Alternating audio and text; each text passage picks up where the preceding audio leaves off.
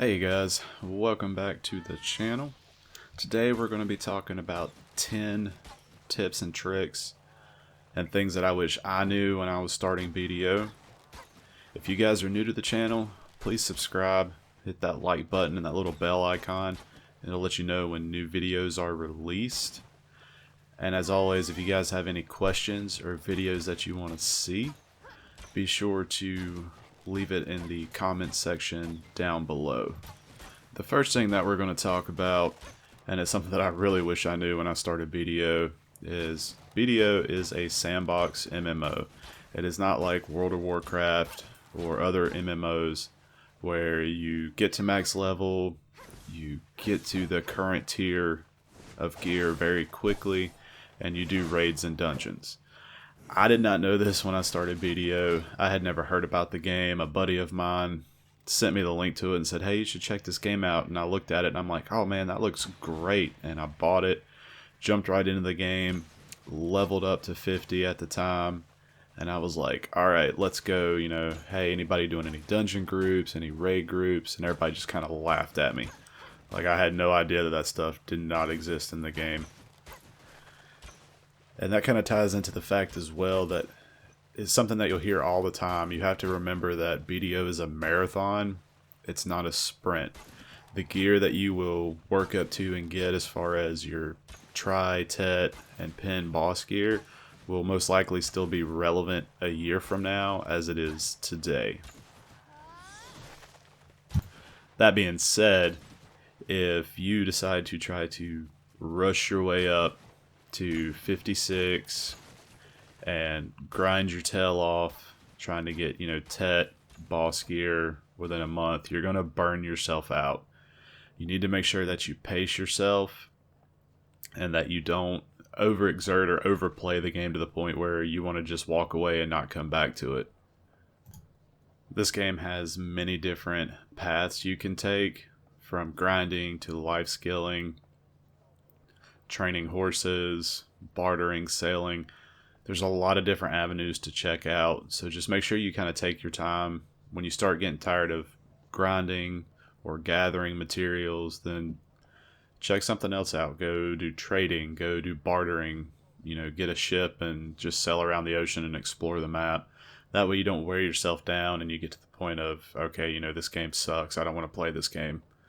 Most people that get to that point are the ones that try to rush and fast pace themselves to in-game gear, and it doesn't really ever work out for them unless they're the type of person that RNGesus loves and they happen to get extremely lucky. The next thing that I want to talk about, number 2 on the list, is going to be to do the main story quests. I highly recommend doing the full story quest that's been released as of this point, but you at least want to quest up through Medea. Back in the day, it used to be grinding was the way to level. Like that was really the only way to level. Quests didn't give any combat EXP, they only gave contribution EXP, which is still important, but now it's actually arguably faster to level by questing, especially from like level 60 to 61 with the Changa tomb. But as a new player, when you come into the game, you need to do that main story quest with your first character at least, because that's going to give you contribution. It's going to level your character up. It's going to explore the map. You'll find nodes during this process. And it's also a decent catch-up mechanic that they've added into the game. The gear that you get from questing, going through the initial quests in Balanos, Serendia, and then Medea, will help you as far as when you get to the point where you're ready to, grind mobs to make money to buy better gear. And the contribution that you'll get will allow you to invest in nodes to either level that node up in a grind zone to get better drops, or, start getting some resource nodes for life skills. So make sure you do the main quest at least once. My third tip for you guys is to make multiple characters and to try multiple classes. All of your characters in Black Desert Online share the same max energy level, but they also have their own separate energy. And this will come in handy with rolling at the night vendor, gathering, leveling up nodes, exchanging them for energy potions to sell on the market, whatever you want to do with it. So what I would recommend doing is going ahead whenever you start the game, before you even start questing, go ahead and just max out your character slots. And whenever you make these additional characters, make them in different classes that you may want to play. Because I highly recommend trying out different classes and figuring out what you liked. Black Desert is a long-term game, so it's important, especially for your main character, to be playing a class that you enjoy playing. Class balance always goes up and down, so I wouldn't necessarily pick a class on what's, everyone says is overpowered right now, or what everyone says is easy to play right now, because a month from now it can get the nerf bat, and then you're just not going to enjoy playing the class anymore when you're not able to grind at certain zones with the gear you have, or you're no longer able to just wreck players in PvP with the gear that you have. So it's very important to just go ahead early in the game, try out multiple classes. You can watch some class review videos online and see what people thought about different ones, and also look at gameplay of their Awakening and Succession, because once you hit 56, if you go Awakening, the playstyle of your class is going to change significantly. So definitely give multiple characters a try, and go ahead and make as many different characters as you can, so that you can start building up that energy bank, which will help you in the long run. The next thing we're going to talk about, number 4, is going to be the Olvia servers, or the noob servers, as a lot of us like to call them. So when you first make a character in Black Desert Online, you can start out on the Olvia servers. On these servers, you get a constant EXP boost. You're going to get either new player rewards in addition to your daily attendance rewards, or returning player awards. If you haven't logged into the game for 30 days, or into the online central market for 30 days, whenever you log back in, you can start playing on the Olvia servers. And one of the big advantages of this server is you can not be PvP'd. People cannot force PvP you on the Olvia servers. So you want to try to make sure that you stay on these servers as long as you can. You have 30 days from your first login. Once those 30 days run out, then you can actually still stay on the server for a few more days depending on what day it runs out on. But whenever the next weekly maintenance happens, it's going to kick you out. If you're a new player, like completely new to Black Desert, this is the perfect place to get your feet wet, as well as ask questions in game. You'll normally get an answer from someone about something that you're having trouble with, either in the form of a whisper. There's not usually as many people trolling in the Olvia servers as there are on the regular servers. If you're a returning player, it's a great place to test yourself. If you just got your gear upgrades and you want to go try this new high-end grind zone that you've never grinded at before, the Olvia servers are a good place to do it, because that way you don't have to worry about people coming in and force PvPing you and making you have a bad day and making you waste buffs and things like that. The fifth thing I want to talk to you guys about is to make sure that you are taking advantage of events. There's usually always some type of event going on in BDO, whether it's a minor event, just like an extra Blackstone drop chance or EXP boost, but occasionally they will have some pretty significant events, and that's how you're going to make your big silver gains or your big gear gains pretty rapidly, is you have to pay attention for the events.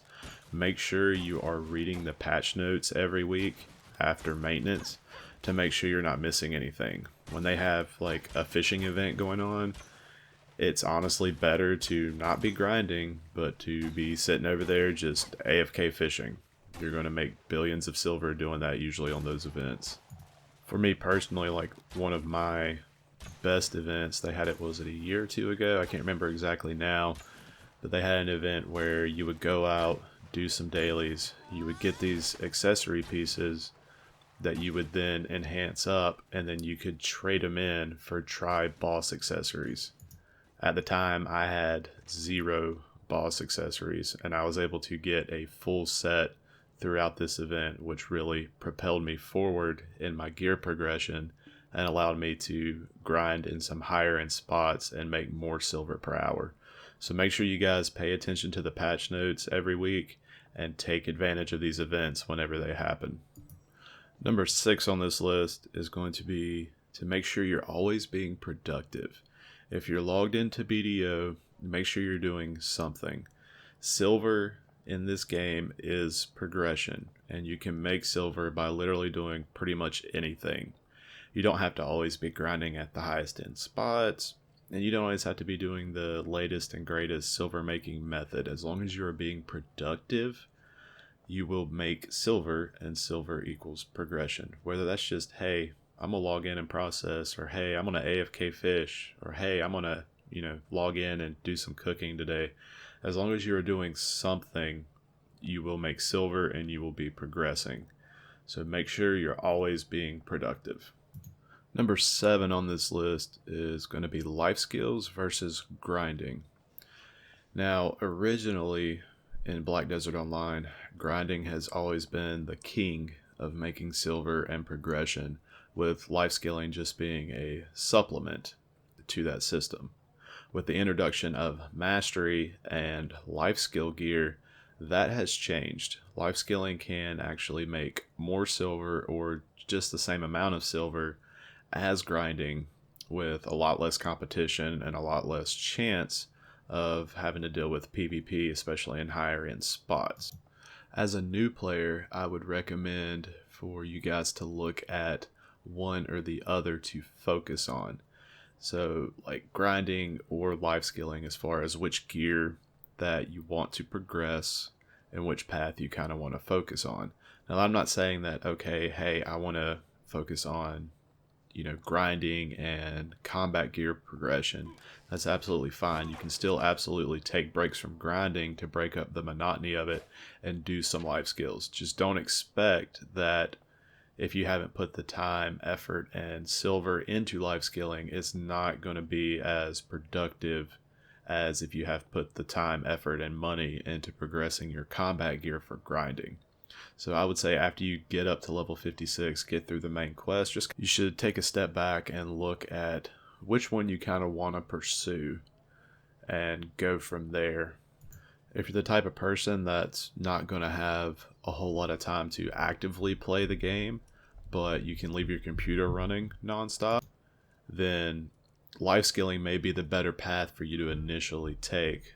That way you can get your life skill levels up, which will in turn increase the items that you can gather or produce, and also increases your mastery, which is going to allow you to make more silver per hour.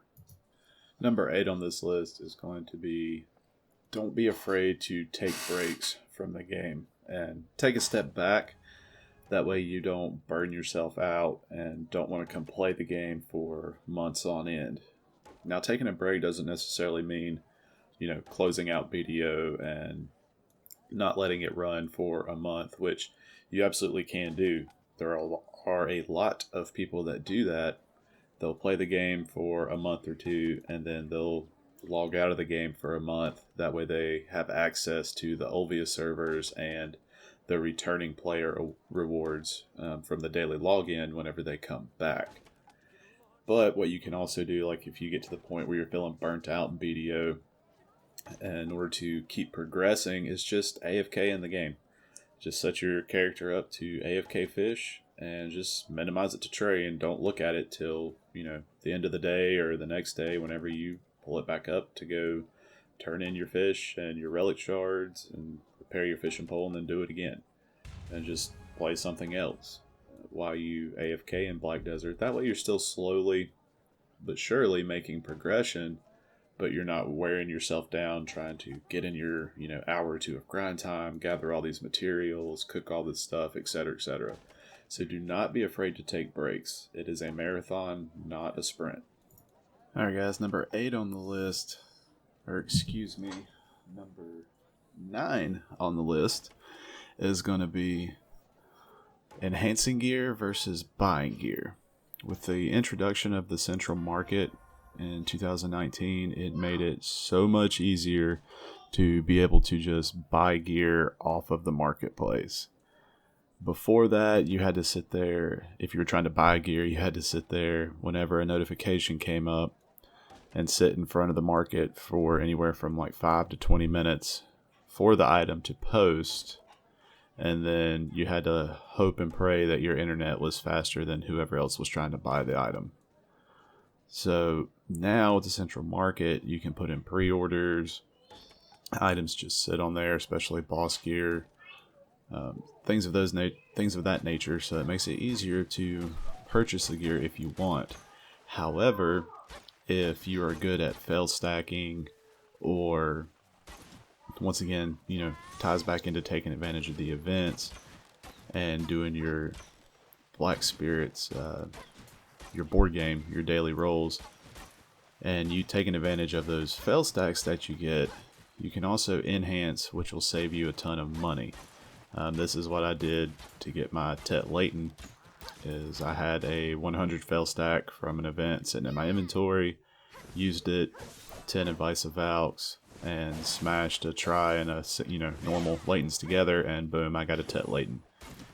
So I got an 11 billion silver neck for 3 billion silver. It saved me a ton of money. Now, however, if that had failed, then I would have had to do the process again. And basically, as long as I would have gotten it within 3 attempts, I would have saved silver. If it took me more than 3 attempts to get it, then it would have really just been a waste of silver. I should have just saved it and bought it.